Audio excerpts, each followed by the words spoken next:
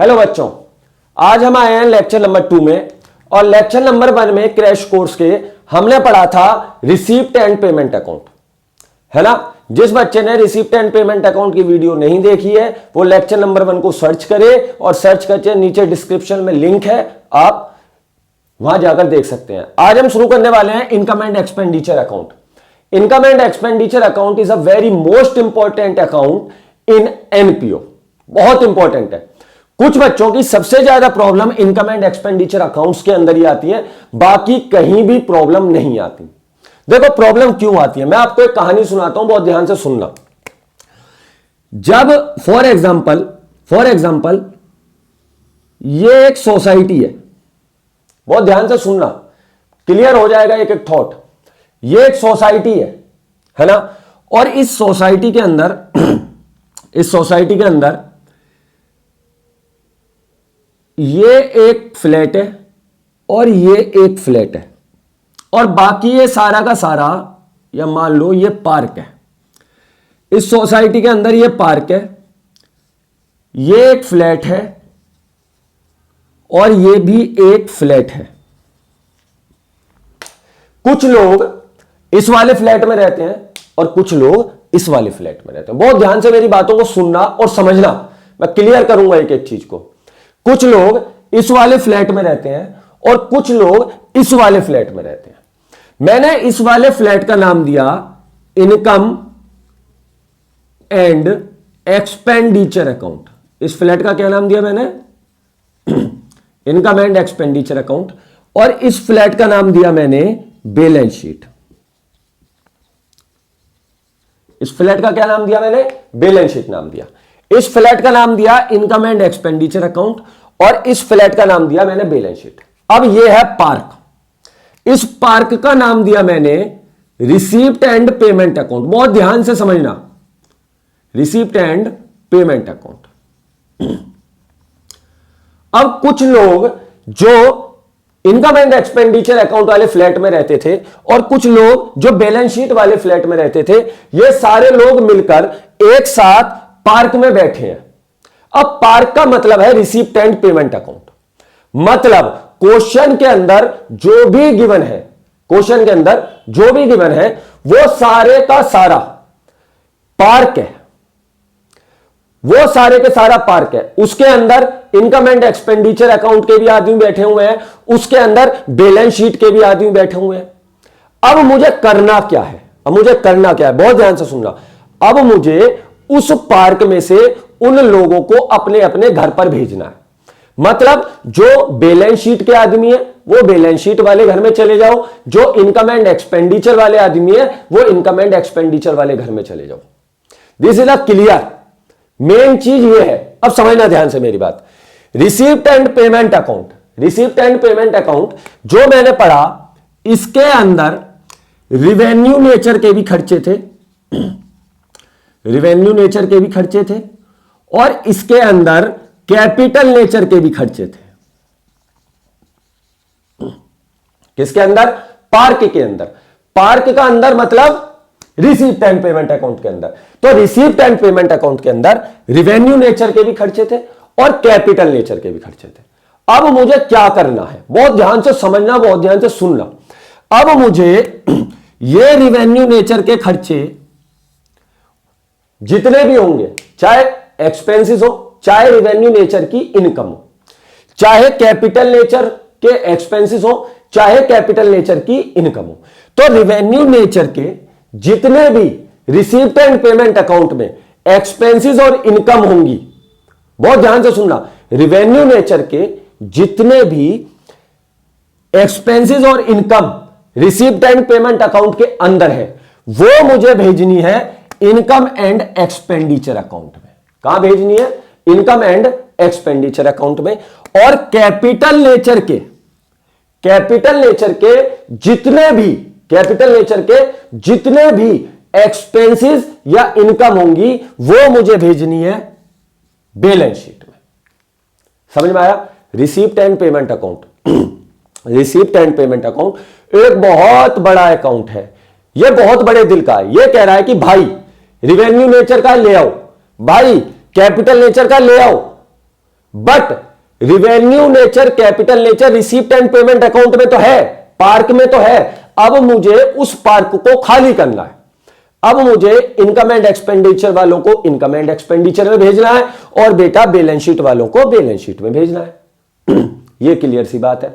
अब income and expenditure वालों को मैं इनकम एंड एक्सपेंडिचर में भेजूंगा, बट उससे पहले मुझे पता होना चाहिए कि रिवेन्यू रिसीप्ट और रिवेन्यू पेमेंट कौन सी है। मुझे पता होना चाहिए कि रिवेन्यू एक्सपेंसेस कौन से हैं और रिवेन्यू इनकम कौन सी है। मुझे पता होना चाहिए। और अगर मैं बैलेंस शीट बनाऊं तो मुझे पता होना चाहिए कि what is the capital expenses and what is the capital income. तो बहुत ध्यान से मेरी बातों को समझना। पार्क है, पार्क में दो फ्लैट है, एक flat income and expenditure account है और एक फ्लैट बैलेंस शीट है। अब रिसीप्ट एंड पेमेंट अकाउंट के अंदर जो छोटा सा पार्क है, इसमें सारे लोग बैठे हुए हैं, इनकम एंड एक्सपेंडिचर वाले भी और बैलेंस शीट वाले भी। अब इसमें से मुझे कुछ आदमी बैलेंस शीट में भेजने हैं, इसमें से कुछ आदमी मुझे इनकम एंड एक्सपेंडिचर में भेजने हैं। बट कौन आदमी इनकम एंड एक्सपेंडिचर में? वो आदमी भेजे जाएंगे जो इनकम एंड एक्सपेंडिचर वाले हैं। अब इनकम एंड एक्सपेंडिचर वाले कौन है? रिवेन्यू नेचर के, और रिवेन्यू नेचर के एक्सपेंसेस या रिवेन्यू नेचर की इनकम, है ना। और बैलेंस शीट में कौन भेजे जाएंगे? जो बैलेंस शीट के घर के हैं। अब बैलेंस शीट के घर के कौन है? बैलेंस शीट के घर के कौन है? कैपिटल नेचर के। अब कैपिटल नेचर की एक्सपेंसेस या कैपिटल नेचर की इनकम। क्लियर हो रहा है? जबरदस्त तरीके से। इतना समझ में आया? बहुत अच्छी तरीके से समझ में आया। अब समझता हूं कि रिवेन्यू नेचर क्या होता है और कैपिटल नेचर क्या होता है। बहुत ध्यान से मेरी बातों को सुनते रहना और बहुत ध्यान से मेरी बातों को समझते रहना। एक एक चीज को नोट डाउन करना, एक एक चीज को। रिवेन्यू नेचर और कैपिटल नेचर, रिवेन्यू नेचर और कैपिटल नेचर। अब रिवेन्यू नेचर और कैपिटल नेचर, देखो मेरी बात को ध्यान से सुनना। रिवेन्यू नेचर क्या है? देखो ऐसा बोला जाता है कि डे टू डे ट्रांजैक्शंस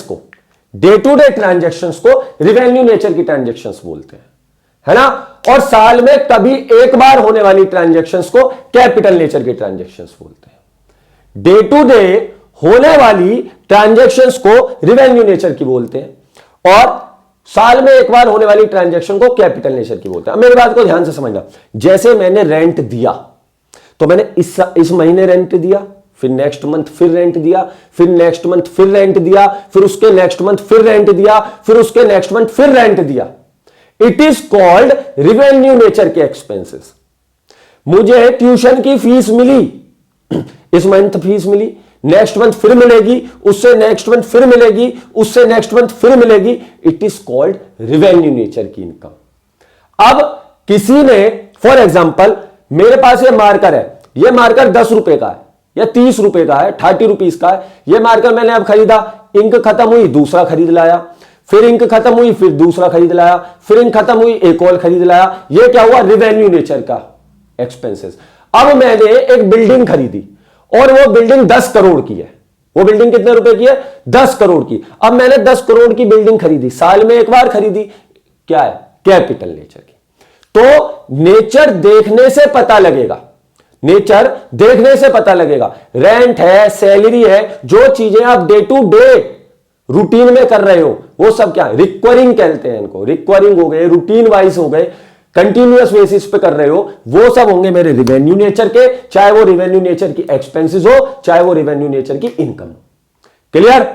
और अगर कैपिटल नेचर साल में एक बार हो गया, बड़ी अमाउंट। एक पहचान हो रहा है, रिवेन्यू नेचर की जो अमाउंट है वो स्मॉल अमाउंट्स होती हैं और कैपिटल नेचर की जो अमाउंट्स हैं वो बिग और लार्ज अमाउंट होती हैं। बिग और लार्ज अमाउंट होती है। अब बिग और लार्ज अमाउंट होती है। 10 करोड़ की बिल्डिंग, बिग लार्ज अमाउंट, 30 रुपए का मार्कर, स्मॉल अमाउंट। इतना क्लियर हो गया? समझ में आ गया रिवेन्यू नेचर क्या है? रिवेन्यू नेचर वो है जो डे टू डे रूटीन में होता है। लिखेंगे मेरे साथ साथ साथ अभी बिल्कुल कि डे टू डे रूटीन में होने वाले सारे एक्सपेंसेस, सारे इनकम रिवेन्यू नेचर के होते हैं। साल में कभी एक बार होने वाले एक्सपेंसेस, साल में कभी एक बार होने वाली इनकम या एक्सपेंसेस क्या होते हैं? कैपिटल नेचर के होते हैं। बहुत बढ़िया बात, रिवेन्यू नेचर समझ में आया, कैपिटल नेचर समझ में आया। आज हम पढ़ रहे हैं इनकम एंड एक्सपेंडिचर अकाउंट। अब मेरी बात को बहुत ध्यान से सुनते रहेंगे और समझते रहेंगे, नजर कहीं दूर ना करें, किताब पे ध्यान देंगे। रिसीप्ट एंड पेमेंट अकाउंट क्या कहता था? रिसीप्ट एंड पेमेंट अकाउंट कहता था कि भाई चाहे इस साल की कोई एक्सपेंसेस हो करंट ईयर की, चाहे प्रीवियस ईयर की कोई एक्सपेंसेस हो, चाहे नेक्स्ट ईयर की कोई एक्सपेंसेस हो, सारी ले आ, है ना, मैं लिखूंगा रिसीप्ट एंड पेमेंट अकाउंट में। चाहे पिछली साल की कोई इनकम हो, चाहे इस साल की कोई इनकम हो, चाहे नेक्स्ट ईयर की कोई इनकम हो, सारी लिया, मैं लिखूंगा रिसीप्ट एंड पेमेंट अकाउंट में। मतलब वो साफ साफ कहता था कि इस साल की कोई भी इनकम, पिछली साल की कोई भी इनकम, आने वाले नेक्स्ट ईयर की कोई भी इनकम आ रही है, मैं रिसीप्ट साइड लिख दूंगा। उसे फर्क नहीं पड़ता उसको, क्योंकि वो कैश अकाउंट है, उसको फर्क पड़ता है तो सिर्फ एक चीज से, कैश से। उसका मतलब यह है कि कैश आना चाहिए, चाहे वो किसी भी तरीके से आए। बट कैपिटल नेचर क्या कहता है? कैपिटल नेचर कहता है कि भाई देख, कैपिटल नेचर क्या कहता है? कैपिटल नेचर कहता है कि साल में एक बार होने वाले खर्चे। अब बात करता हूं मैं इनकम एंड एक्सपेंडिचर की। इनकम एंड एक्सपेंडिचर की सबसे बड़ी बात, देखो मेरी बात को ध्यान से सुनना। सबसे पहली बात, यह नॉमिनल अकाउंट होता है। क्या होता है? नॉमिनल अकाउंट होता है। रिसीप्ट एंड पेमेंट अकाउंट कौन सा अकाउंट होता था? रियल अकाउंट होता था। और रियल अकाउंट कहता था debit what's comes in and credit what's goes out. मतलब आने वाली चीज को डेबिट करो, रिसीप्ट साइड लिखता था, और जाने वाली चीज को क्रेडिट करो, कहां लिखता था? क्रेडिट साइड लिखता था। बट ये नॉमिनल अकाउंट है, और नॉमिनल अकाउंट कहता है कि डेबिट, जितने भी एक्सपेंसेस हो आप डेबिट करो, जितने भी इनकम हो आप उनको क्या करो? क्रेडिट करो। यह कहता है जितने भी एक्सपेंसेस है आप क्या करो? डेबिट करो। जितनी भी इनकम है आप क्या करो? क्रेडिट करो। यही चीज मुझे समझनी थी और यही चीज मुझे करनी थी। अब समझेंगे ध्यान से, इनकम एंड एक्सपेंडिचर अकाउंट क्या कहता है? रिसीप्ट एंड पेमेंट अकाउंट कहता था कि कुछ भी ले आ, करंट का, प्रीवियस का, नेक्स्ट का, सब लिखूंगा। But income and expenditure account कहता है ओनली रिकॉर्डेड, सारी चीजों को लिखते रहेंगे साथ साथ, only recorded current year transactions, only recorded current year transaction, कि मैं सिर्फ और सिर्फ करंट ईयर की ट्रांजैक्शंस को रिकॉर्ड करूंगा, बाहर की कोई भी ट्रांजैक्शंस को रिकॉर्ड नहीं करूंगा। मैं सिर्फ और सिर्फ करंट ईयर की ट्रांजैक्शंस को रिकॉर्ड करूंगा, ना तो प्रीवियस ईयर की कोई ट्रांजैक्शन रिकॉर्ड करूंगा, ना नेक्स्ट ईयर की कोई ट्रांजैक्शन रिकॉर्ड करूंगा, सिर्फ और सिर्फ करंट ईयर की ट्रांजैक्शंस रिकॉर्ड करूंगा। क्लियर है? रिसीप्ट एंड पेमेंट अकाउंट, दोनों में डिफरेंस समझ में आ गया। रिसीप्ट एंड पेमेंट अकाउंट कहता था चाहे वो रिवेन्यू नेचर का हो, कैपिटल नेचर का हो, ले आ, मैं लिख दूंगा। दूसरी बात कहता था चाहे वो करंट ईयर हो, चाहे वो प्रीवियस ईयर हो, चाहे वो नेक्स्ट ईयर हो, ले आ, मैं लिख दूंगा अपने अंदर। बट एक इनकम एंड एक्सपेंडिचर कहता है क्लियर बात, भाई मैं रिवेन्यू नेचर के खर्चे लिखूंगा, मैं ज्यादा अमीर, ज्यादा बड़े दिल का बंदा नहीं हूं, मैं सिर्फ रिवेन्यू नेचर के खर्चे लिखूंगा। दूसरी बात, एक्सपेंसेस को डेबिट करूंगा और इनकम को क्रेडिट करूंगा। तीसरी बात, only recorded current year transaction, ना तो मैं प्रीवियस ईयर की कोई ट्रांजैक्शन लिखूंगा, ना मैं नेक्स्ट ईयर की कोई ट्रांजैक्शन लिखूंगा। इतना समझ में आ गया? बहुत बढ़िया बात है। अब रिवेन्यू नेचर की चीजें इसके अंदर आएंगी, तो छोटा सा एक अकाउंट मैं आपको बनाकर दिखा देता हूं। थ्योरेटिकल क्लास है, बहुत ध्यान से। इसमें मैंने क्या पढ़ाया था? डेबिट साइड क्या आएंगे? एक्सपेंसेस, और क्रेडिट साइड इनकम। तो इधर आएगा एक्सपेंडिचर और इधर आएगी अमाउंट, फिर क्या आएगा? इनकम्स, और फिर क्या आएगी? अमाउंट। मतलब इनकम क्रेडिट साइड और एक्सपेंसेस डेबिट साइड। कौन कहता है? Nominal account. नॉमिनल अकाउंट का गोल्डन रूल कहता है ना? तो देखेंगे जरा क्या क्या हो सकती है हमारे एक्सपेंडिचर। फॉर एग्जांपल मैंने रेंट पेड किया तो टू रेंट हो सकता है, मैंने सैलरी पेड की टू सैलरी हो सकती है। क्लियर बात? मैंने कमीशन पेड किया तो कमीशन हो सकता है। है ना। मैंने कुछ भी पेड किया, हो सकता है टू ऑनोरियम, मैंने रिवार्ड्स दिए, किसी को गिफ्ट दिया तो उसको ऑनोरियम बोलते हैं, सा आदर भाव, ऑनोरियम, तो मैंने उसको भी क्या किया, डेबिट किया। क्लियर। फॉर एग्जाम्पल इनकम क्या क्या हो सकती है, बाई सब्सक्रिप्शन, सब्सक्रिप्शन क्या हो सकती है, इनकम हो सकती है। और क्या क्या इनकम हो सकती है, बाई डोनेशन, डोनेशन क्या हो सकती है, इनकम हो सकती है ना। डोनेशन क्या हो सकती है, इनकम हो सकती है। और क्या क्या इनकम हो सकती है, सब्सक्रिप्शन हो सकता है, डोनेशन हो सकता है, चैरिटी मिली हो, बाई चैरिटी, तो चैरिटी भी क्या हो सकती है, इनकम हो सकती है। तो बहुत सारी इनकम हो सकती है। देखो रिसीप्ट एंड पेमेंट अकाउंट में जो रिसीव्ड साइड आना था वो इनकम की साइड आएगा, रिसीप्ट एंड पेमेंट अकाउंट में जो पेमेंट साइड आना था वो एक्सपेंडिचर साइड आएगा, बट सिर्फ और सिर्फ रिवेन्यू नेचर के खर्चे उठकर आएंगे और कोई खर्चा उठकर नहीं आएगा। सिर्फ और सिर्फ वहां से कैपिटल नेचर के उठ के कहां जाएंगे, बैलेंस शीट में, बट रिवेन्यू नेचर के कहां जाएंगे, इनकम एंड एक्सपेंडिचर अकाउंट में। इतना क्लियर है। इनकम एंड एक्सपेंडिचर अकाउंट में फर्क नहीं पड़ता, इनकम एंड एक्सपेंडिचर अकाउंट पे फर्क नहीं पड़ता कि वो कैपिटल लिख रहा है, कि वो इनकम लिख रहा है, वो एक्सपेंसेस लिख रहा है, वो एसेट्स लिख रहा है, या वो लायबिलिटीज लिख रहा है। वो कहता है भाई चाहे एसेट्स हो, चाहे लायबिलिटीज हो, चाहे एक्सपेंसेस हो, चाहे इनकम हो, बट हो रिवेन्यू नेचर के, बट हो रिवेन्यू नेचर के, बट हो रिवेन्यू नेचर के। बहुत बढ़िया। अब हम क्या करते हैं, इन दोनों साइड्स का टोटल करते हैं। दोनों साइड का टोटल करने के बाद अगर दोनों साइड का टोटल करने के बाद अगर इनकम साइड ज्यादा होती है तो एक्सपेंसेस साइड जो बचा हुआ बैलेंस है उसे मैं लिखता हूं सरप्लस के नाम से।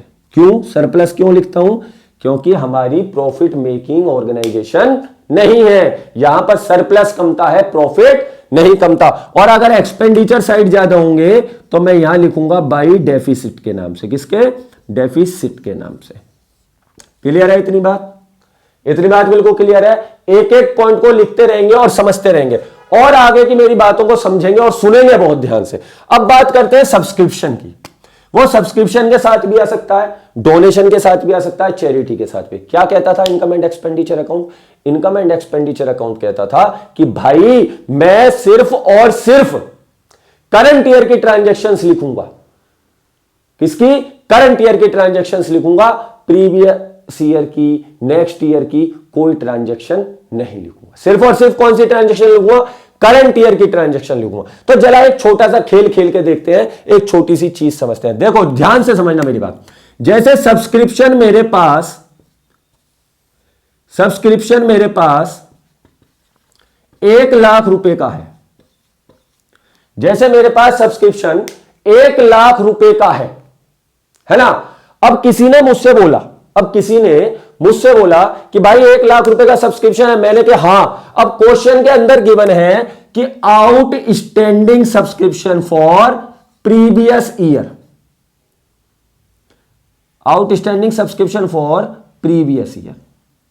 क्वेश्चन के अंदर गिवन है outstanding subscription for previous year, मतलब outstanding subscription for the beginning.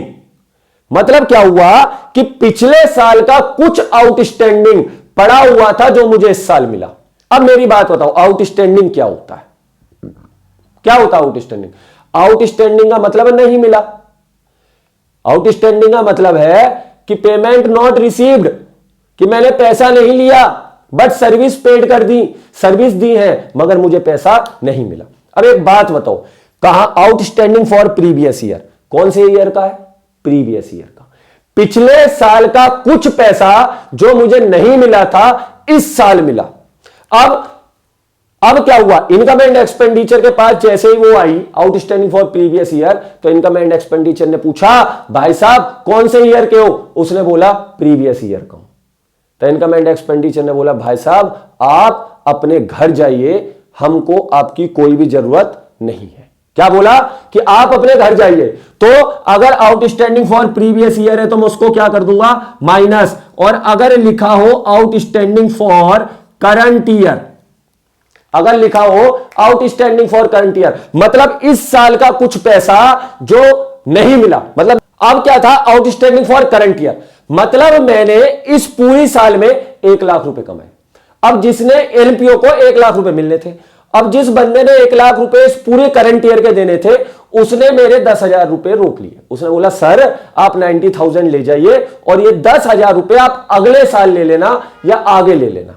अब उसने आगे देने को बोला, तो इसका मतलब क्या था कि वो नेक्स्ट ईयर में चले गए। बट इनकम कब की थी? करंट ईयर की थी। तो करंट ईयर की इनकम थी तो आउटस्टैंडिंग फॉर करंट ईयर को मैं ऐड कर दूंगा। तो ये दोनों वैल्यू क्या होंगी? ऊपर वाली आउटस्टैंडिंग फॉर प्रीवियस ईयर क्या होगा? लेस होगा। आउटस्टैंडिंग फॉर करंट ईयर क्या होगा? ऐड होगा। और उसके बाद सब्सक्रिप्शन की एक्चुअल वैल्यू आ जाएगी। क्लियर है? क्लियर है, बहुत अच्छी बात है, बहुत अच्छी बात है, बिल्कुल क्लियर है। अब दूसरी चीज मेरी समझना और सुनना। अब सब्सक्रिप्शन गिवन है, देखो ये सब्सक्रिप्शन पर ही नहीं हो सकता, सैलरी पर भी हो सकता है। सैलरी गिवन हो आउटस्टैंडिंग, और डोनेशन पे भी हो सकता है, चैरिटी पे भी हो सकता है। क्यों? क्योंकि इनकम एंड एक्सपेंडिचर अकाउंट सीधी बात बोलता है कि भाई मुझे सिर्फ और सिर्फ करंट ईयर से मतलब है, ना तो प्रीवियस ईयर से मतलब है और ना ही नेक्स्ट ईयर से मतलब है। सिर्फ और सिर्फ किससे मतलब है? करंट ईयर से मतलब है, ना तो प्रीवियस ईयर से मतलब है, ना नेक्स्ट ईयर से मतलब है। तो देखेंगे जैसे सब्सक्रिप्शन फिर से गिवन है और अब की बार कहानी थोड़ी बदल गई। सब्सक्रिप्शन 1 लाख रुपए गिवन है, अब की बार लिखा है कि prepaid subscription for previous year. पिछली साल का कुछ प्रीपेड सब्सक्रिप्शन था, पिछली साल का कुछ प्रीपेड सब्सक्रिप्शन था जो पड़ा हुआ। अब प्रीपेड का मतलब एडवांस में पे कर दिया, प्रीपेड का मतलब पे कर दिया, आउटस्टैंडिंग का मतलब नहीं मिला, प्रीपेड का मतलब मिल गया। तो prepaid subscription for previous year मतलब पिछली साल कुछ सब्सक्रिप्शन प्रीपेड मिल गया, मतलब एडवांस में मिल गया। और मतलब जब वो एडवांस में मिला, मतलब जब वो एडवांस में मिला तो इसका मतलब वो इस साल का था। 2018 में कुछ सब्सक्रिप्शन प्रीपेड मिला तो मतलब वो कब का था? 2019 का था। तो वही बात है कि प्रीवियस ईयर में मिलने वाला प्रीपेड है, प्रीवियस ईयर में मिलने वाला प्रीपेड सब्सक्रिप्शन करंट ईयर का है। तो इसलिए मैं इसको क्या कर दूंगा? ऐड कर दूंगा। और अगर लिखा हो क्वेश्चन के अंदर कि प्रीपेड फॉर करंट ईयर, तो इसका मतलब इस करंट ईयर में मैंने कुछ प्रीपेड किया है। तो इस करंट ईयर में मैं जब प्रीपेड करूंगा तो कब का करूंगा? नेक्स्ट ईयर का प्रीपेड करूंगा। नेक्स्ट ईयर का पैसा मैं इस साल एडवांस में दूंगा तो मैं उसको क्या कर दूंगा? माइनस कर दूंगा, क्योंकि वो नेक्स्ट ईयर का है और इनकी भी वैल्यू आ जाएगी। समझना मेरी बात को। आउटस्टैंडिंग फॉर प्रीवियस ईयर रटा होना चाहिए दिमाग पे। Outstanding for previous year minus outstanding for current year plus, और prepaid for previous year plus and prepaid for current year minus. ये सब करने के बाद आप इनकम एंड एक्सपेंडिचर अकाउंट में वो वैल्यूज को पुट करोगे। पुट करने के बाद सरप्लस और डेफिसिट आएगा। आपको कोई भी प्रॉब्लम आती है, नीचे डिस्क्रिप्शन में मेरा नंबर गिवन है, आप वहां मैसेज कॉल सब कुछ, व्हाट्सएप नंबर सब गिवन होगा, मेल आईडी वगैरह, आप वहां मैसेज कॉल करके पूछ सकते हैं। इनकम एंड एक्सपेंडिचर अकाउंट ना बहुत इंटरेस्टिंग अकाउंट है, बहुत इंटरेस्टिंग अकाउंट है, सच्ची बता रहा हूं। बहुत ध्यान से पढ़ना, बहुत मजा आएगा। आज के लिए इतना ही, और मिलते हैं नेक्स्ट वीडियो में। Tata bye bye. एनपीओ में मन लगाकर मेहनत करना, सबसे फेवरेट चैप्टर बनवा दूंगा तुम्हारा, ठीक है? मन लगाकर मेहनत करो। मिलते हैं नेक्स्ट वीडियो में। Okay, tata bye.